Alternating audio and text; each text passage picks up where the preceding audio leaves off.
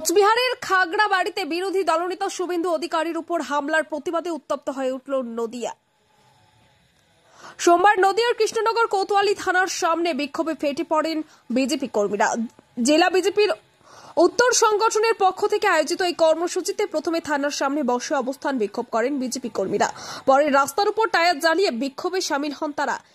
এর ফলে প্রায় ঘন্টা খানেক বন্ধ থাকে যান চলাচল।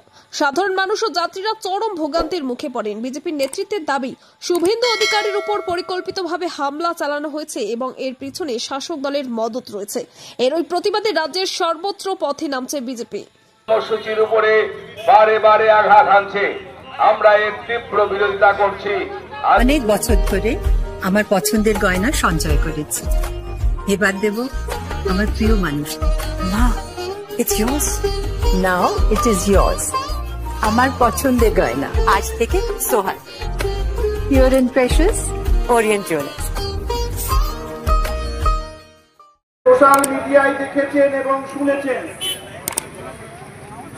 বাংলার কোটি কোটি মানুষের প্রতিবাদী কণ্ঠ, বাংলার প্রতিবাদী অত্যাচারিত মানুষের প্রতিবাদী কণ্ঠ, বাংলার বিরোধী দলনেতা শুভেন্দু অধিকারীর ওপর আজকে প্রাণঘাতী হামলা হয়েছিল।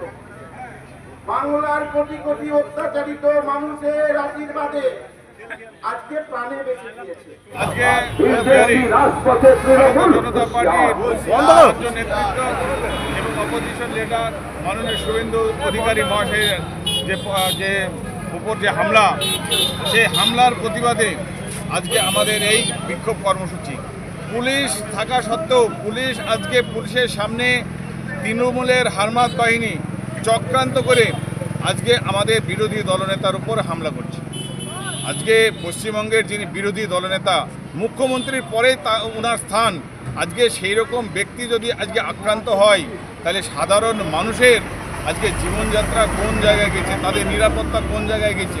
তাই আমরা শুভেন্দু অধিকারীর উপর হামলার প্রতিবাদে আজকে আমাদের এই বিক্ষোভ কর্মসূচি, কোতোয়ালি থানার সামনে আমাদের বিক্ষোভ কর্মসূচি চলবে এবং পথ অবরোধ আমরা কর্মসূচি আজকে এখনই কিছুক্ষণের মধ্যে কর্মসূচি, এটাই আমাদের আজকে কর্মসূচি।